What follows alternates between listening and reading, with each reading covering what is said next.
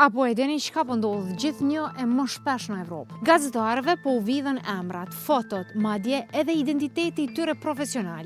Dhe gjithë kjo si pjesë e një fushate propagande të orkestruar nga aktorët prorus. A mundeni me paramendu? Zgjohesh një ditë dhe sheh një artikull online me emrin tënd. Po në fakt ti se ke shkru as edhe një rasht. Kjo i ka ndodhur Romian Fiashetit, një gazetar nga Franca.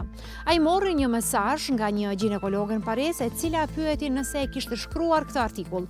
Kur hapi linkun, e pa emrin dhe fotografinë e tij në një histori krejtësisht të rrame të fabrikuar. Artikulli pretendonte se një kompani franceze po korruptonte zyrtar armen për të marrë mbeturina bërthamore. Asgjë prej kësaj s'është e vërtetë. As ligji nuk e lejon e as institucionet nuk e konfirmojnë. Por lajmi i rrem po qarkullonte në portale Fantasm dhe më pas shpërndahej nga llogari proruse. Dhe pyetja që mbetet është, në një botë kur dikush mund të shkruajë një histori të rrame me emrin tënd, kush e mbron të vërtetën? Dhe sa të rrezikuar jemi të gjithë kur propaganda fillon të marrë fytyrat dhe zërat tanë. Mos e pranoni çdo lajm si të vërtetë. Shikoni burrimin, verifikoni dhe mos u bëni pjesë e qarkullimit të gënjeshtrave.